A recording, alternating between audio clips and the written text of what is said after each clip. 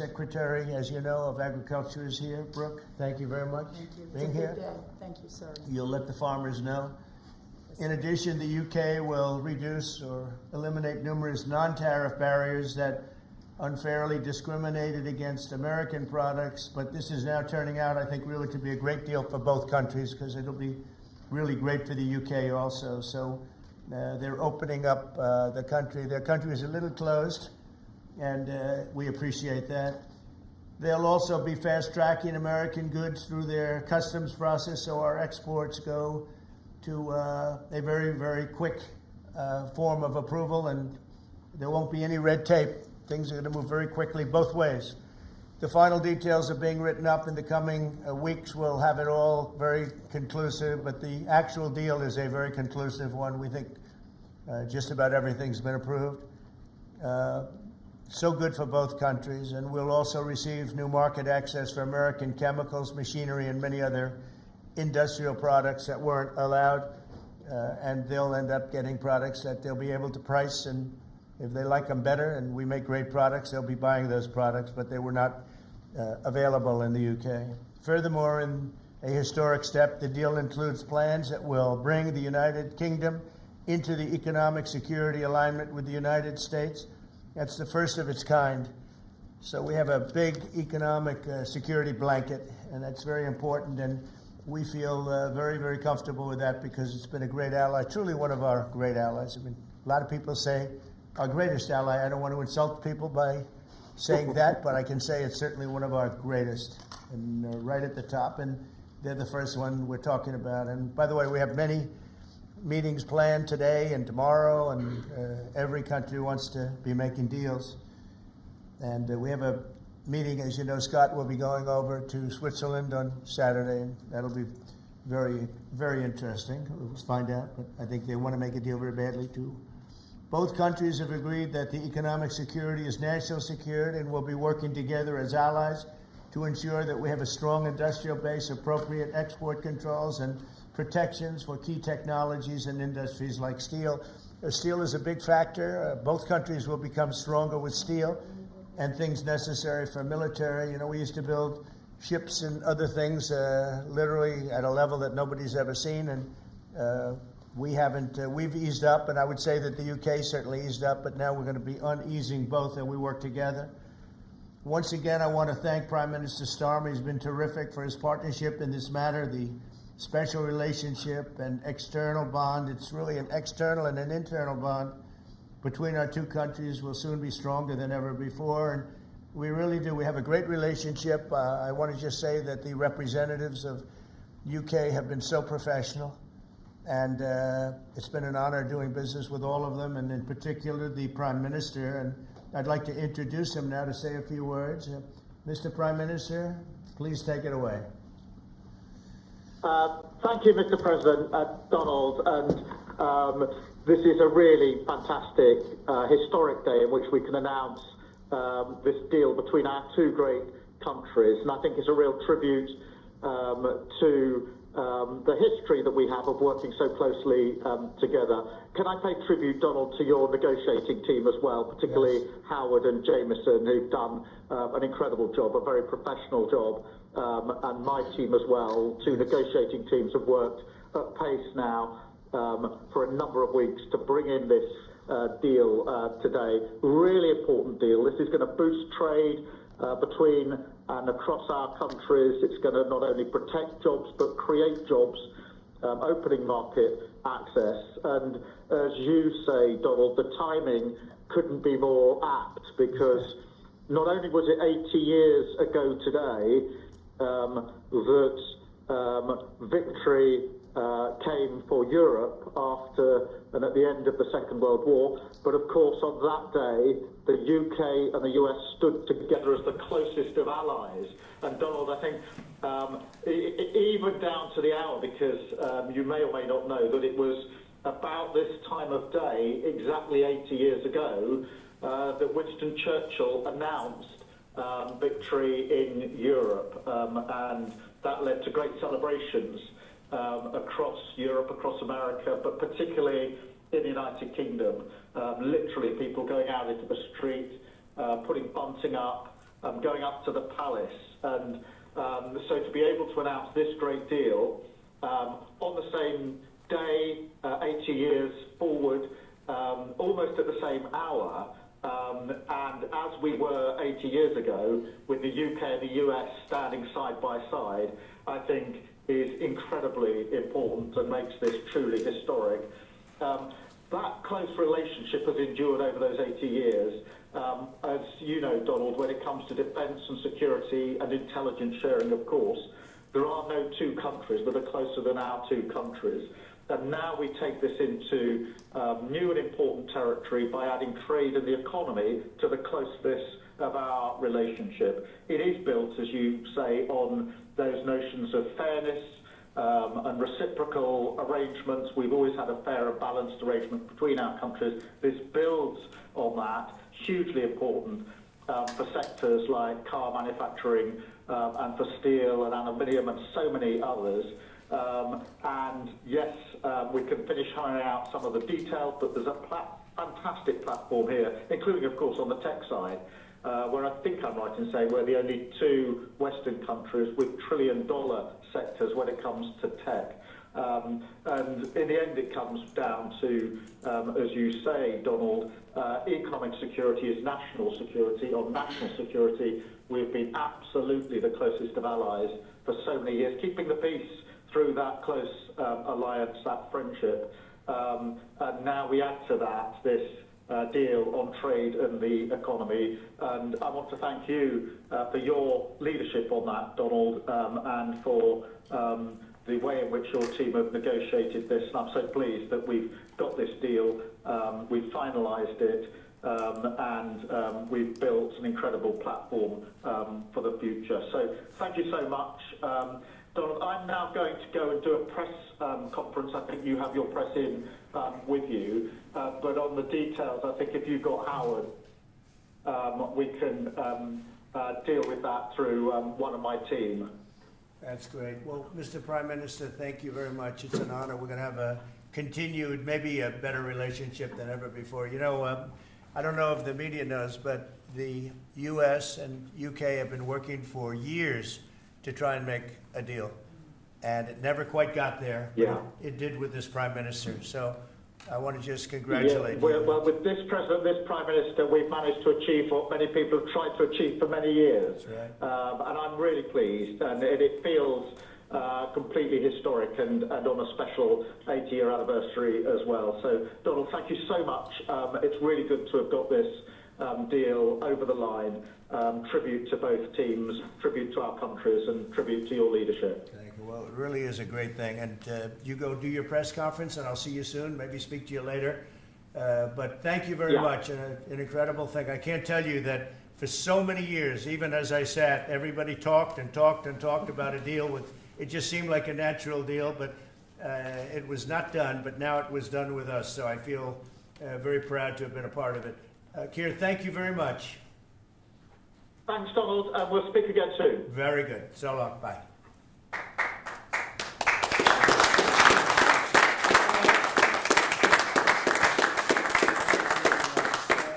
Why don't I do this? Why don't I have our Secretary of Commerce, Howard Lutnick, give a little description of the deal pretty quick, and then the good side, the very nice side, we'll be speaking about it also, maybe, from so you get a pretty equal. I think it's a very, it's just been a deal that was, we thought, very complicated. It became very simple. It's opening up the country that we really didn't have the kind of access to that I would have thought. I was surprised. I think it's why the deal never got done before. It was, you know, they've been working on this deal for 25 years.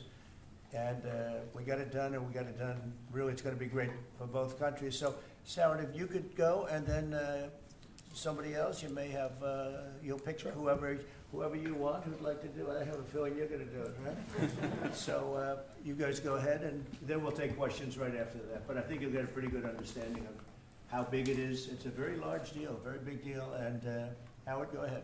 So the UK is the 6th largest economy in the world and the 4th largest that we export to, right? So it's a huge market, a top 10 market. If you remember Liberation Day, they were at 10% because we have balanced trade with the UK, right? They say they have a surplus, but of course that counts gold bullion, which is, so let's just call it balanced trade. So how do you open up a market in balanced trade? People think it's impossible. They've always thought it was impossible until President Trump came on the scene and changed the way things work. So here's what we've got. We've opened up new market access, ethanol, beef, machinery, all the agricultural products. They've agreed to open their markets, and that will add $5 billion of opportunity to American exporters. So the question is, why would they do that now? Because they've never done it before. And we still have our 10% tariff on, which will produce $6 billion of revenue for the United States. So the idea was, how do they keep their jobs, protect their economy, and do the best for their people while opening the market for us? And the way is they studied it, their team was exceptional, and they tried to figure out the markets that they're importing from other people and try to send them over to America. So why were they always favoring others and not us? And what they've done is they've found the ways to do that so that we have new access, right? But the UK workers are protected, and that was the balance. So we did a deal with them in automobiles, and you know, if you're not building here, we charge you a 25% tariff. But the president, and by the way, I want to make this clear, while Jameson and I worked hard, this was the president's deal, and people think, oh, that's not the way it works. If you got to sit next to him, I have the best deal maker to my left, and if you don't think that we take advantage of him calling the prime minister and getting that deal done, you don't understand who's the president of the United States. So he's the closer. He gets deals done that we could never get done because he understands business, he understands deals, and that's why we're here today. So he agreed they could send 100,000 cars into America and only pay a 10% tariff. And that protects their car industry. And remember, we do 16 million cars a year. So this is only like 0.6%. But for the UK auto people, this is tens of thousands of jobs that the president agreed that he would protect for them. So he made that deal, right? Then steel and aluminum, right? Their steel business has been destroyed like everybody else has been destroyed by people dumping steel into their markets. And British Steel had announced it was closing down. So the British government, as part of this deal, nationalized British Steel, and they're going to match the kinds of models we do. They'll put tariffs on, they'll put quotas on. They want to do it with America so they can be part of the resurgence of steel and aluminum in America, and that saves them, again, thousands and thousands of jobs. So if you go step by step, aero and commercial planes, they sell Rolls-Royce engines to Boeing. We've agreed to let Rolls-Royce engines and those kind of plane parts to come over tariff-free. And what you're going to hear today is there's going to be an announcement in the UK that they are buying $10 billion worth of Boeing planes later today, but I'm going to let the name of the airline announce it because that's theirs to do. But part of this deal was always to do it together and to do it strong, and you can see the numbers on this board. Everything about this board works exceptionally well for the United States of America. It lays out the plan that you can work with us in autos, you can work with us with aero and commercial, you can work with us in pharmaceuticals if you have a supply chain that is secure and protected in national security. So we feel really good about the deal. You've heard the Prime Minister, he feels really good about the deal, right? And we started at 10% and we ended at 10%, and the market for America is better, and this is a perfect example of why Donald Trump produced Liberation Day. People don't understand. He gets things done in a matter of time. This would have taken Jameson and I 3 years, maybe. And instead, we got it done in 45 days, certainly, because we work for Donald Trump. So, Jameson, my partner in all this, maybe Jameson, you'd like to talk a little, and then we'll turn it over to the UK. Sure, happy to do that. Everyone has great remarks.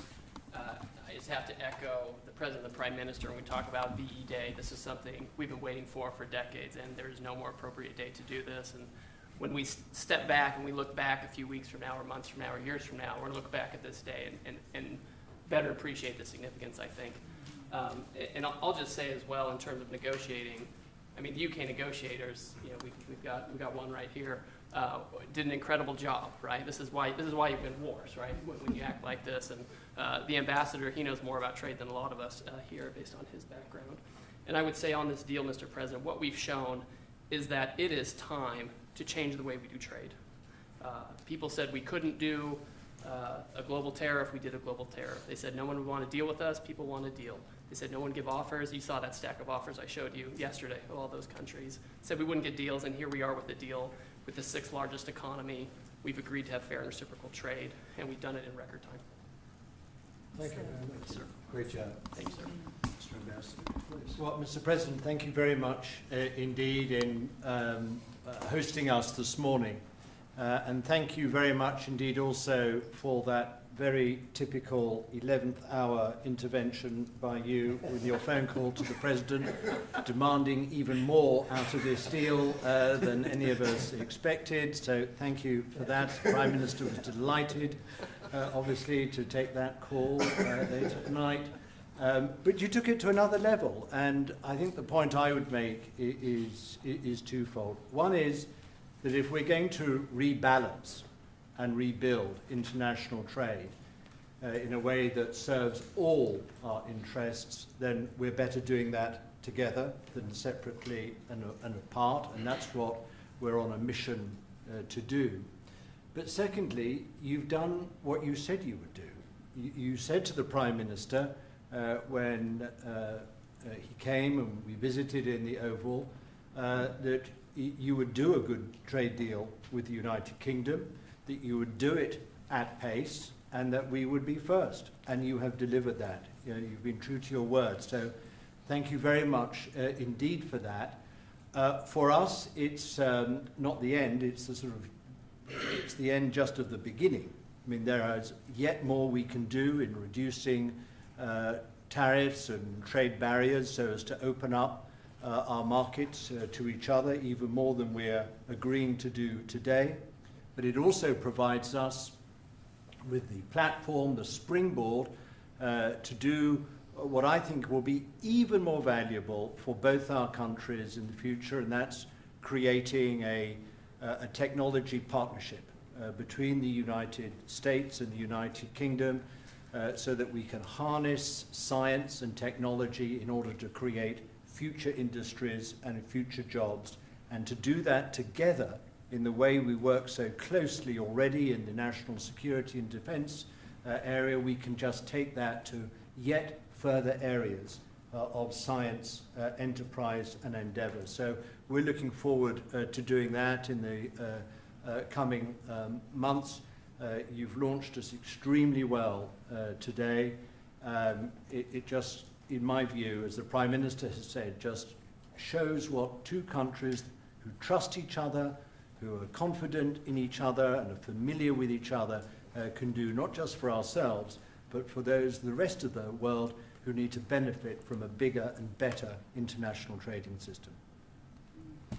Thank you very much. It was beautifully stated. What a beautiful accent, too. I'd like to have that accent. Thank you. My mother would be proud. Thank you very much. Any questions?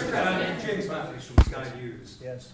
Can I ask, why Britain and why now?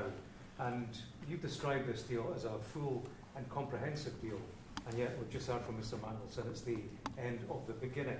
Clearly, there's much more work still to do.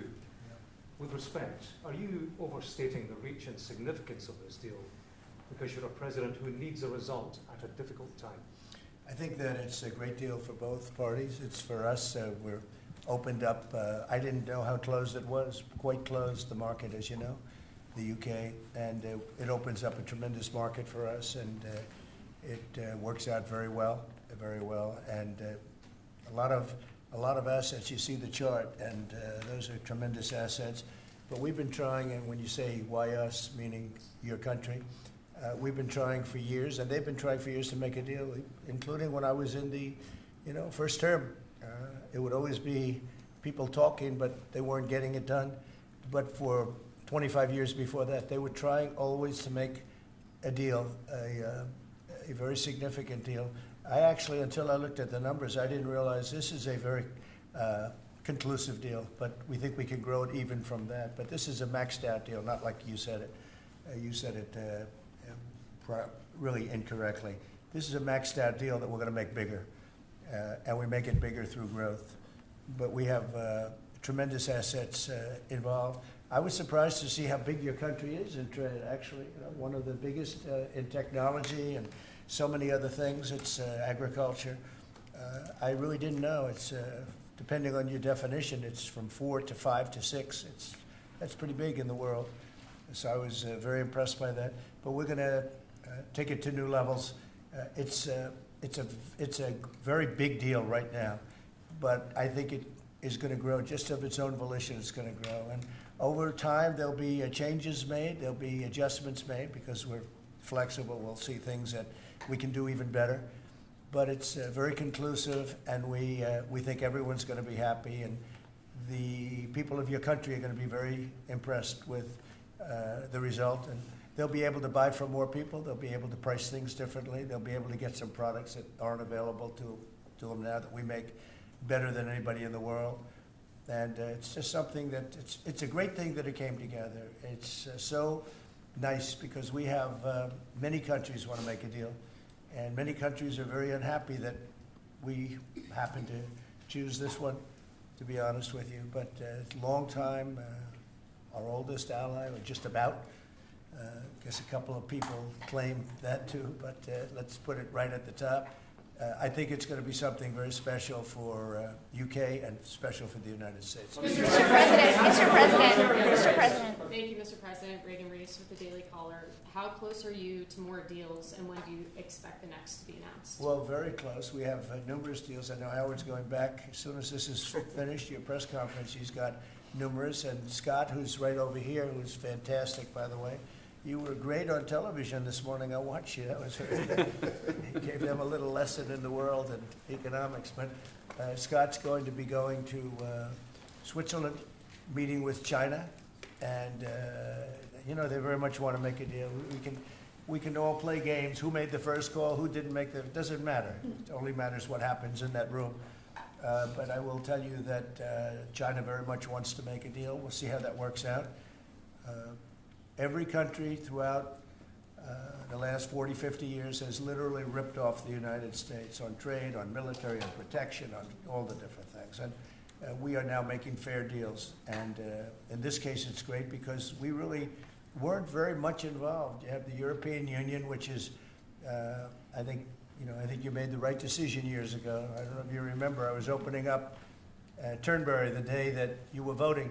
And they asked me, would it happen or would it not happen? I said, no, I think they're going to go their own separate way. I think it's better for them. And they did. I think it's going to end up being a very smart decision. But a big part of that decision was always that you'd be able to make a deal with the United States. And they were unable to do that. But now they made it. And it's a tremendous, it's very important. That was always a big part of your decision on Brexit. And they were never able to make that deal. It was a tough one. And this one it's amazing with time. This one just went very smoothly, went quickly and smoothly, and a lot of common sense, as I like to say. There's tremendous common sense, but it's going to make your country much bigger in terms of trade, and it's going to make our country much bigger in terms of trade, too. Yes, sir. Thank you. Go ahead, behind you. Oh, yeah. Tom Bacon at the BBC. Thank you, Mr. President. You mentioned meat. You're with who? The BBC. Oh, good. Very nice. They treat me beautifully. You mentioned meat and beef exports. The UK currently doesn't accept American beef because of its own food standards. Are you calling on the UK to accept all American beef and chicken products? Well, I think they'll take what they want. We have plenty of it. We have every type. We have every classification you could have. As you know, Bobby Kennedy is doing a tremendous job, and he's, I think, probably heading toward your system with no chemical, no this, no that. I think we're heading that way, it seems to be. And but we have that also. So we're a very big country.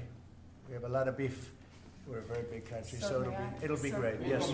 Yes. You want me to jump? Yes. Let's talk about American beef really quickly, and it can't be understated. I'm Brooke Rollins, by the way, how important this deal is and what this means to American farmers and ranchers. Specific to the beef, this is going to exponentially increase our beef exports. And to be very clear, American beef is the safest, the best quality, and the crown jewel of American agriculture for the world. So I think a really important part of this deal isn't just the ethanol reducing of tariffs from 19 to 0, which for our row croppers is a huge deal, but also for beef. And as we move forward, I know our incredible trade team is looking at all of the meats, all of the produce, really all of our agriculture exports. And I don't know if there's an industry that has been treated more unfairly and has suffered more than our agriculture industry. So we look forward to, I'll be in the UK on Monday, talking to my counterpart over there for next week, and look forward to moving that out across the country. The president is I think incredible. we could say defender that of we America. have the best in the world,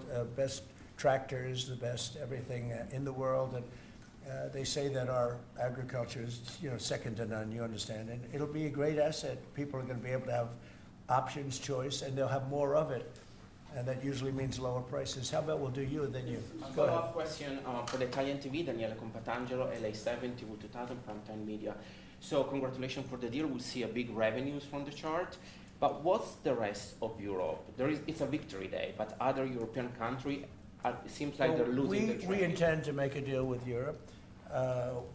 We have found that the European Union treated us extremely unfairly, very difficult, and hurt themselves in doing so.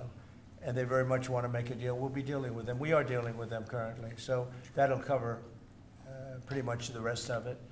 But this was separate because of Brexit in particular. This was a separate deal. It always seems so natural. I mean, all the media would say that this seemed to be like, why did this happen 25 years? Why didn't it happen a long time ago? And it was always amazing to me. Somebody would say, hey, we got to make a deal. We have to make a deal. But this deal just fell into place. The Prime Minister did a fantastic job. His representatives are total professionals, and they got along well, and it just seemed to work. And I think one of the reasons it did is because we blew up the whole system. If we would have just been dealing with you separately or, country by country, we blew up the whole system. It was very fair to very unfair to the United States. And I think because of that, this worked out so nicely. And I'm honored that it was the first deal.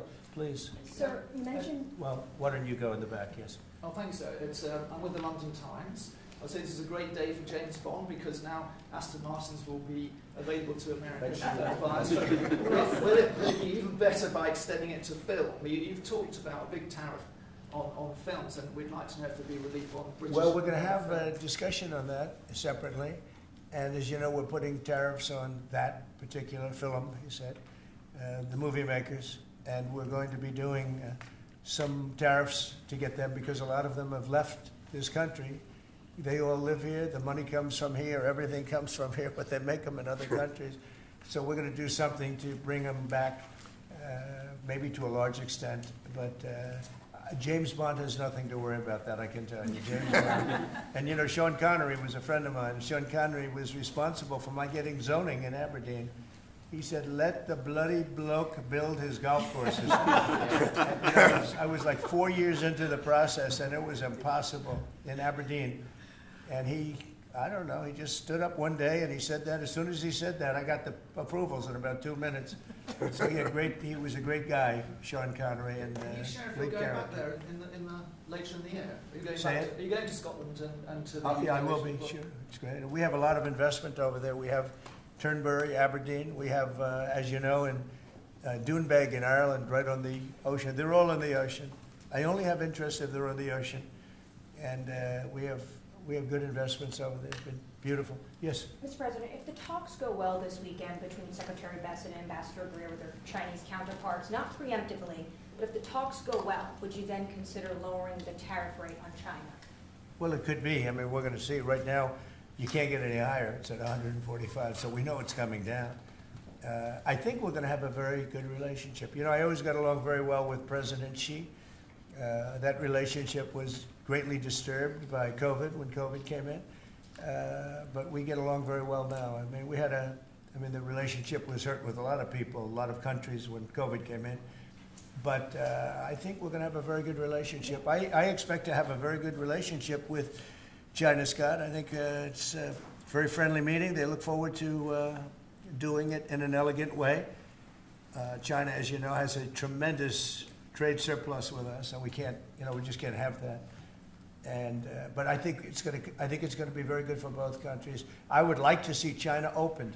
One of the big things here is, and nobody would know this, but the UK was largely closed. It was very much closed to trade, and now it's opened. And a lot of the financial reporters are very happy about that because so much. I listened to them. Well, I hope they get countries opened up, and then you compete on a fair basis. But you can't compete when you're not allowed to go there. China would be the number one example of that. It's very closed. We almost had it last time before COVID. And that didn't work out. But we made a great deal with China. They had to buy $50 billion worth of our food products. And it was a great deal, doing very well for our farmers. And then when Biden came in, as usual, nothing happened. He didn't enforce it. And it got less, and ultimately, destroyed a great deal. That was a great deal. But no, I think that we're going to have a good weekend with China. I think they have a lot to gain. I do think they have far more to gain than we do in a sense, but we're going to have I think we're going to have a very, very good weekend. Will you speak to Xi after the weekend talks? I might, yeah, sure, depending on what Scott says. We Scott is doing certain countries, and Howard's doing certain countries. I mean, I wish I had like 10 more of each. Then we could do them all at one time. But there will be a time, we'll do a number of them, and then there'll be a time, I think I can say this, Scott and Howard, where we're just going to say, because we understand the countries, we understand what they want, where we're just going to make the deal. In other words, we don't need the country involvement because we've already had it. And we'll say this particular country, which had big surpluses, let's say, we had therefore deficits, that this particular country is going to pay a 25% tariff or a 30% or a 50% or 10% or whatever it may be. I think we should explain it now, Howard. One of the things we did here that we'll rarely do is on cars, we took it from 25 to 10 on Rolls-Royce because Rolls-Royce is not going to be built here. I wouldn't even ask them to do that. It's a very special car, and it's a very limited number too. It's not, one of the monster car companies that makes millions of cars. They make a very small number of cars that are super luxury, and that includes Bentley and Jaguar. So we have some very special cars. So in order to help that industry, and that's really, handmade stuff, and they've been doing it for a long time in the same location. And I said, yeah, that would be good. Let's help them out with that one. But that's different than a car company that comes out and makes millions of cars, which they'll be doing in our country. They're going to build, we have many, many factories, car plants being built or going to be built very soon. I think we can say that we'll be close to $10 trillion of investment. I think we're actually at that number now if you add up some of the ones we haven't heard about yet. I mean, we have some going up right now. They have plants going up, and they haven't even spoken to us. They're doing it because of the tariffs. And tariffs have always been used against us, and I never understood. I used to sit back. As you know, China paid hundreds of billions of dollars in tariffs when I was president. But until then, China never paid anything. And, they really did a big number on us from the standpoint of trade. But we are using tariffs now for our benefit. And we have now close to $10 trillion. Think of that, $10 trillion.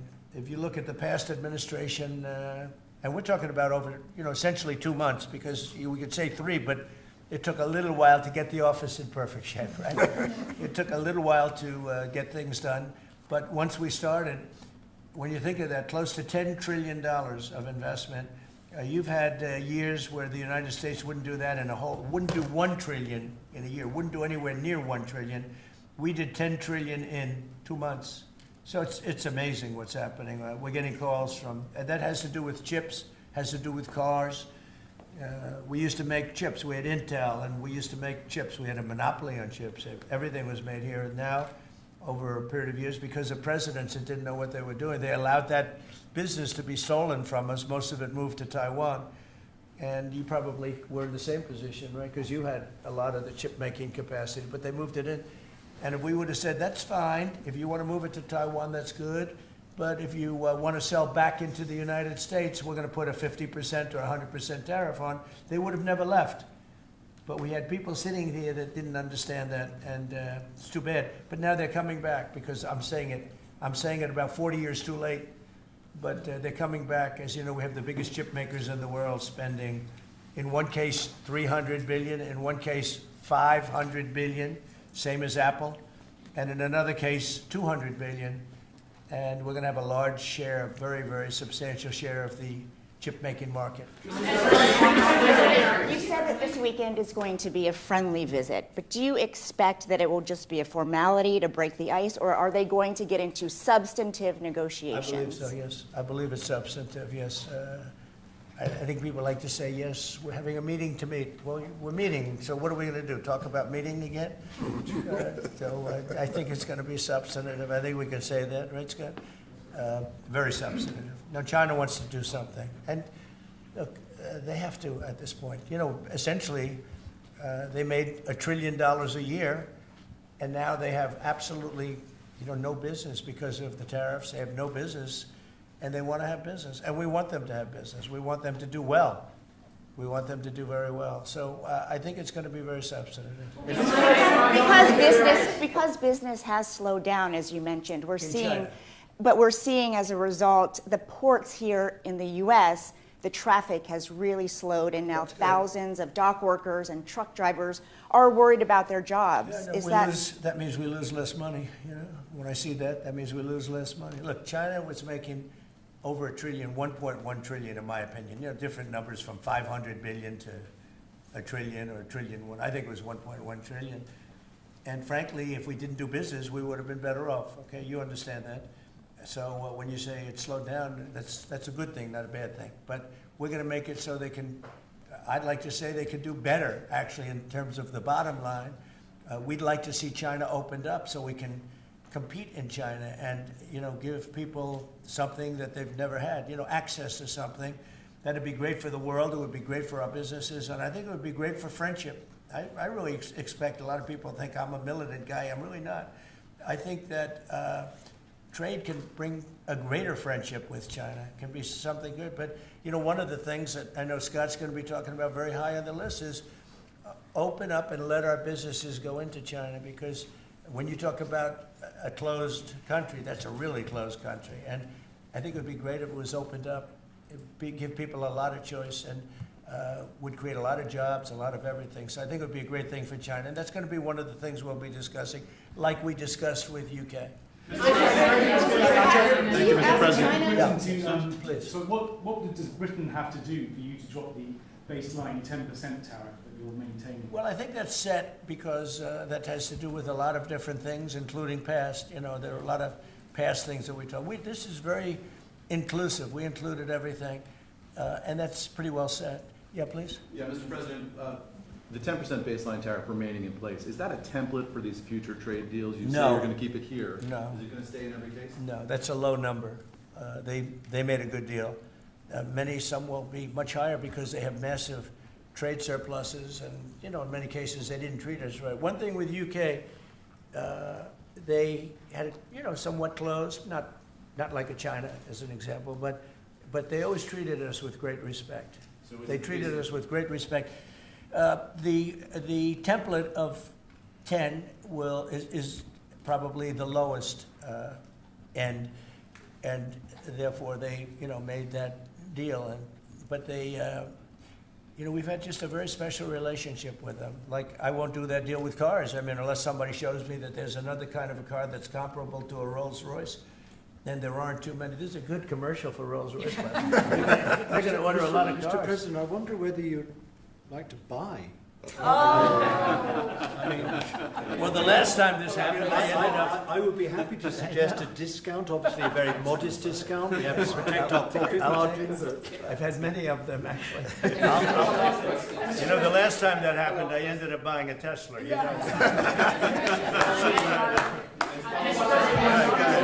Mr. President. Mary Margaret Olahan with Daily Wire. I had a question about the UK deal today. I heard there was talk that part of the agreement would depend on whether the UK would respect free speech and freedom of religion.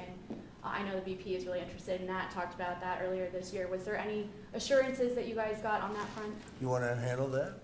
Yeah, that was not part of the conversation. Our conversation was an economic conversation from start to finish, closed by the president yesterday.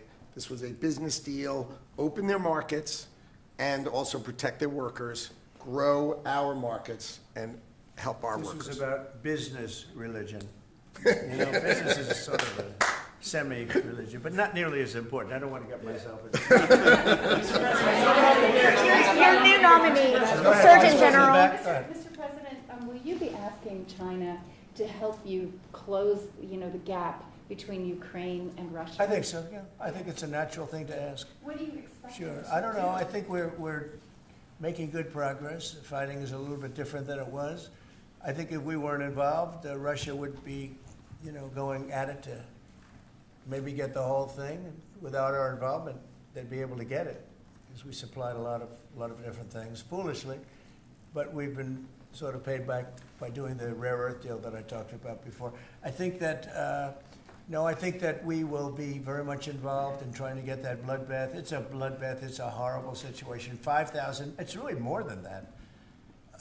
But it's 5,000 soldiers on average a week, mostly soldiers, are being killed. Young, beautiful people. I mean, they're being killed. I see the satellite pictures coming back, body parts lying all over fields, heads and arms. It's so terrible. I've never seen anything like it, actually. And if we can get that stopped, that will be a great accomplishment. And we're trying very hard, and I think we're close. And Mr. Witkoff is talking constantly back and forth. He's a real professional. He's got a great relationship with both countries.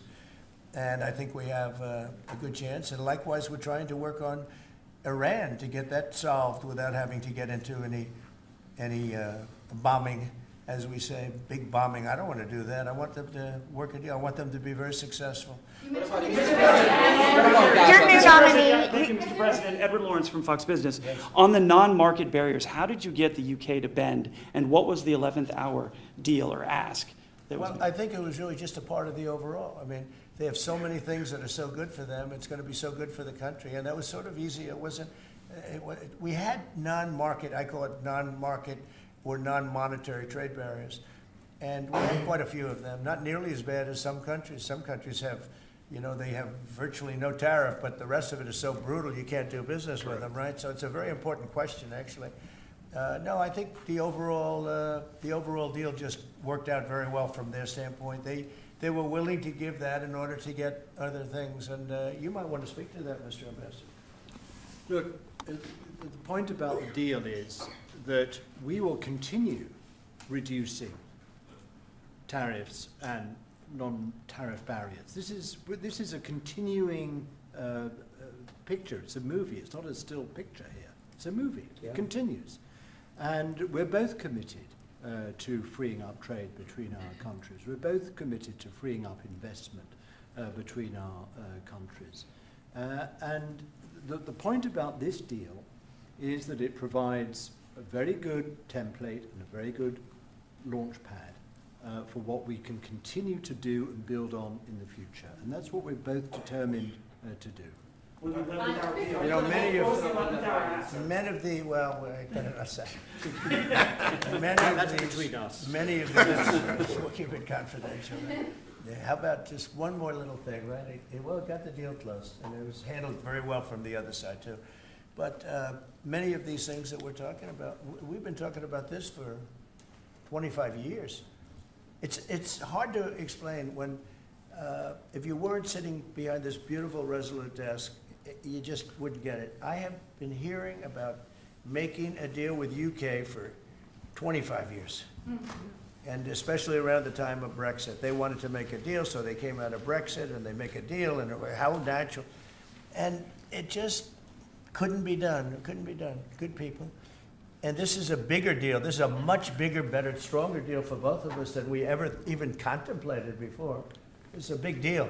Virtually everyone said that it would end in failure, it would end in tears, and it's ended in exactly the opposite. Yeah. But, Mr. President, can I say that that is due to Secretary Lutnick and Ambassador Greer have been absolutely fantastic. But Right. yesterday I received a call, a very diplomatic call that just edged things over the line, and that was from your new ambassador in the United Kingdom. Who is terrific. Right? Warren Stevens, he's here. Where is Warren? Right here. Hello, Warren. He's flying to London tomorrow night. He's going to be very popular with the British people. He's going to be a very successful ambassador. Under nominee. Were you disappointed? And he's got plenty of cash. Okay, plenty of cash. Are you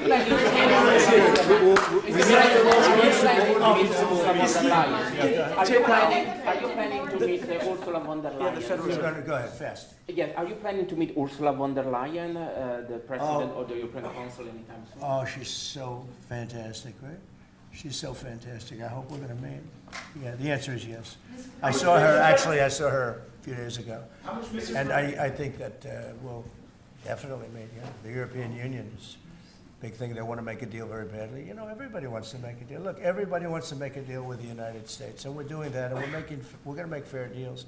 I'm just honored that this was the first one. Go ahead, please. The Federal Reserve Chairman, Mr. President, says that you would have to call him for a meeting. Do you plan to meet with him? And what do you think about? And it's like talking to a wall. He should be. What do you think about not cutting the Bank of England cut today? Well, the Bank of England cut, China cut. Everybody's cutting but him. It's I don't know. We'll see what happens. It's a shame. I call him Too Late, Too Late Powell, that's his nickname, and it's a shame, it's ridiculous. So, meeting, he's always too late. But in this case, it's not going to matter that much because our country is so strong, we're so powerful in terms of economic strength and what we've done, and I'll tell you what, if we didn't have our first term, you wouldn't be. We created things in the first term. We cut more regulations than any president in history. We cut the taxes more than anybody in history. And a very big factor is going to be the tax bill that we have right now, the one big beautiful bill, as we call it, which is all-encompassing, the biggest tax cuts ever in history, bigger than even the first time. And the incentives, even great for the UK, because it'll make us so strong that we're going to be doing more business with you. It's a very important element for taxes, for every aspect, regulation cuts. That bill is, I believe it's the biggest bill of its kind ever in the history of this country. And Speaker Johnson and Leader Thune have done an incredible job. I mean, I'll let you know, we have to get a vote, but we have a lot of support for that bill. And if that happens on top of all of these trade deals that we're doing, this country will hit a point that you better go out and buy stock now. Let me tell you, this country will be like a rocket ship that goes straight up. This is going to be numbers that nobody's ever seen before. That's a very important element of all of this. If we get that, if you don't, and the Democrats are fighting it only because they want to fight. They have Trump derangement syndrome. If it was somebody else, they wouldn't fight. If you had a normal person, if you had some stiff sitting behind you, they'd be fine. But they have Trump derangement syndrome. Senator Schumer's become a Palestinian. Welcome. I don't know when they're going to give him the ceremony, whatever the ceremony may be. It's terrible what's happened to the Democrats. So, very, very important element of everything, of what we're doing, unrelated to today, but related in the sense that we'll do, if that passes, we'll do even more business with the UK. We'll have so much. It's the biggest tax cut in history. It's going to make our country zoom. It's going to be incentive, as you know, with the deduction basically for work. You work, you build, you plant, etc. Your deduction. It's going to be the biggest. It's the biggest bill of its kind ever passed. Maybe the biggest bill ever passed. That's why we call it the one big beautiful bill. You just announced a new nominee for the U.S. Surgeon General who never finished her residency and is not a practicing physician. So can you explain why you picked her to be America's top doctor? Because Bobby thought she was fantastic. She's she's a brilliant woman who went through Stanford, and as I understand it, she basically wanted to be an academic as opposed to a surgeon. I think she graduated first in her class at Stanford. And Bobby really thought she was great. I don't know her. I listened to the recommendation of Bobby. I met her yesterday and once before. She's a very outstanding person, a great academic, actually. So I think she'll be great. I'm sorry, Mr. President, your nominee for U.S. Attorney of D.C., do you have a backup plan if this Senate? Oh, I do, yeah, but he's a terrific person, and he wasn't getting the support from people that I thought. You know, he's done a very good job. Crime is down 25% in D.C. During his period of time. I'm very disappointed in that, but I have so many different things that I'm doing now with the trade. You know, I'm one person. I can only make, boom, I can only lift that little phone so many times in a day. But we have somebody else that will be great. I just want to say Ed is unbelievable, and hopefully we can bring him into, whether it's DOJ or whatever, in some capacity, because really outstanding. To me, it was disappointing, I'll be honest. I have to be straight. I was disappointed. A lot of people were disappointed. But that's the way it works sometimes, you know. That's the way it works. And he wasn't rejected, but we felt it would be hard. And we have somebody else that we'll be announcing over the next 2 days who's going to be great. With companies like Ford and Mattel recently saying they're going to raise prices on certain products, how long do you think the American public is going to be patient and wait for you? Well, I think they're saying that just to try and negotiate deals with me. Okay? They're not. Look, tariffs are the most misunderstood thing maybe in any form of business, anywhere it is. Oftentimes the country picks them up. Oftentimes the company picks it up.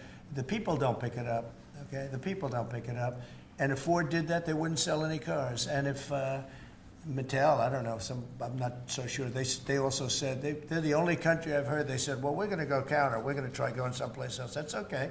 Let him go, and we'll put 100% tariff on his toys, and he won't sell one toy in the United States, and that's their biggest market. I heard that. I mean, I watched this guy talking about how I'm going to go counter. I said, well, I wouldn't want to have him as an executive too long. The Ford people I know very well, what they're doing is negotiating with us by saying that. But we don't think that's going to happen. Look, I put out a truth today, and it said that gas is down, gasoline is down, energy is down, groceries are down, eggs are down. I mean, eggs, thank you very much, but eggs are down. When I came in the first week, you guys hit me with eggs. I said, what the hell happened with eggs? Eggs were up like 170% and going up, and they said don't order any for Easter. And we were thinking about ordering plastic eggs like everybody was doing. And Brooke did a fantastic job, agriculture. Brooke did a fantastic job. And we had hundreds of thousands of eggs out here on the lawn just 2 weeks ago at Easter. But you take a look at the cost. Energy's down. Even interest rates are down. Now, if the chairman of the Fed, Jerome, if he would lower interest rates like China did, like I think UK did, but like numerous other countries have done, it's like jet fuel. It'd be great, but he doesn't want to do it. I think he doesn't want to do it. Probably he's not in love with me. I think that's right. It's sort of a crazy reason, but that's the way life is. Anybody in his position would be like, it would be like jet fuel. But even without that, we're doing well. But remember this, you know, I've watched you people reporting over the last few months that if we do this, you know, prices are going to go through. Well, groceries are down. All of this stuff is down. Lumber is down. Oil is gone to, I mean, we have that thing broke 60, right? $60 a barrel. And $1.98, $1.99 in some cases. And heading in that direction. No, I think it's been amazing, actually. You know, and what that's good for, it gives the consumer more money, and it gives them a better life, because we just came out of the worst inflation, in my opinion, in the history of our country. They say 48 years. But Biden really screwed it up. He screwed up energy. And he also he spent too much money. He was spending it on, you know, the Green New Scam. And that's like throwing the money. See that beautiful window behind? Take money, throw it right out that window, because it's the same thing. He just he spent $10 trillion. He wasted it. Not only was it bad, it was a negative. It wasn't even like it helped a little bit. It was a real negative. And then on top of it, they let 21 million people into our country without any identification, anything, just let them in. It's very, very sad. Well, we'll do one or two more. On $1.99 gas, $1.99 gas. Violence in India and Pakistan. Go ahead. Who are you with? I'm with the Daily Telegraph. Now, you know me from I do. how concerned are you about the UK's reliance on China? Chinese money in the money markets, Chinese exports. We're not concerned. Is that something that came up in Honestly, discussions? I'm not concerned about anything. If I was, I wouldn't even be here right now. If I was concerned about anything, and it wouldn't be that, but I wouldn't be here right now. No, we're not concerned. We're going to have, I believe, a very good relationship with China and a fair relationship, and it'll get bigger and it'll grow. It'll grow. As an example, if they open up the country, that'll be the best thing China ever did for itself. They don't know that yet because, you know, it's been a different system. But that'll be the greatest thing that ever happened to China. The people will be happier. They'll buy for less. They'll see things that they never saw before, and they'll be buying them. And it'll really create great long-term peace. And if I could ask one of the Agriculture Secretary, actually, there's a lot of concern about chlorinated chicken, the import of hormone-treated beef. Has that question been addressed, resolved in these talks, or is that something for the continuing negotiations? Well, James? I would just say that it's very clear, and we have in the heads of terms that we are going to discuss all of these types of issues, and obviously the importing country, whether it's us or them, you got to follow the rules on those types of things. But our point is the rules need to make sure that they are based on science, and that's our expectation. We know the UK believes that too, so we want to come to an accommodation. We want the consumers in each country to be able to choose what they want and give them the information that they need. We have an incredible EPA led by Administrator Zeldin that is on this. So the talks continue, but we are very, very confident in our products, and what the President has done to open up the markets is unprecedented for these farmers here in America. Message from Wall Street as they watched this. I mean, you saw the stock market decline sharply after Liberation Day, and it's rallied back since then. Well, now it's going to really rally, because, you know, don't forget they said this is all a pipe dream. And this is a tough one. This is, somebody would say, well, this is easy. This is much tougher, I think, than any other deal, because they've been at it for so many years, decades, trying to make this deal. And it's very conclusive, and it's a great deal, and it's a very big deal, actually. And no, this is just the beginning. We're going to be having conferences, or at some point we won't have, we'll just put out a statement that we just signed this country, that country. And after a number of these are done, nobody has enough people to do it. We're just going to put out X country is going to pay this, and if they open up, they're going to do this and that, and they're going to be open up. Everybody wants to be here. You know, I say this is where they want to be shopping. They want to shop in this country because we have the consumer. And we have the consumer like nobody else. And, you know, if this country went bad, the whole world would go bad. But we really saved it from going bad. Yeah, please. No, can I ask you about the air traffic control issue? Are you looking at getting new software, new equipment? I'm glad you asked me about it, because I'm just going to be talking to now with the heads of the airlines and everything else. So I was all set before we had the rigged election to give out a brand new gorgeous system to one company that was going to do the whole thing, one of the best companies in the world that you know very well. You know, there are 3 or 4 of them that do it. And when they took over, Buttigieg, who has no clue, you know, he drives to work on his bicycle with his, in all fairness, with his husband on the back, which is a nice, loving relationship. But he didn't have a clue. This guy didn't have a clue. And he's actually a contender for president. Between him and Crockett, you can have that party. But he didn't know what he was doing.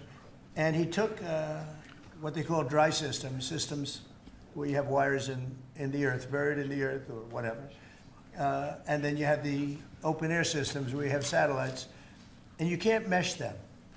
Anybody would know that if you went through about 2 months of study in school, if you studied that kind of thing. And he did. They spent tens of billions of dollars trying to take old, broken equipment and merging it into existing new equipment with brand new equipment. It's one of the greatest. They spent like $40 billion. And what they did is they made it worse because it doesn't work together. You can't make it work together. If you have a satellite system, you need satellite. If you don't, they had all these different technologies, some of them 50 years old, and they're trying to mesh them in. and they end up spending twice the money they should have. You could have bought a whole new system. So we have a very good guy who you all know, Sean Duffy, is head of transportation, and I've given him a 10-minute lesson in buying, and he's become really good. And we are now in the market to buy a gorgeous, brand-new system. The helicopter that crashed into the plane at 400 feet, it shouldn't have been. What would have happened is all sorts of bells and sirens would have been going off 3 minutes before that accident happened, if you had the right equipment, but they did. And the new equipment is unbelievable what it does. You can have, you don't even, well, I was going to say something, but you always, in my opinion, you always need pilots. I want pilots. But you wouldn't even have to have pilots. This system is so incredible what they can do. But we have a system that's obsolete. And what they did is the worst. They tried to combine the really old, broken stuff with the new stuff. And you can't combine it. And anybody should have known. So Biden, do you think Biden figured this out? I don't think so, fellas. Do you think he has any clue? He doesn't know what the hell's happening. So here's the story. We're going to be buying a brand new, it's going out to bid very soon, brand new state-of-the-art system that will cover the entire world. I'll give you an example. When my pilot, now I have military pilots, but prior to that I have very good pilots, great pilots. They would land, and I won't tell you which country, but they would use the system of another country. They wouldn't even use the system of the United States. So if I'm landing in New York or Florida or Tennessee, they're using a system from another country. I said, why is that?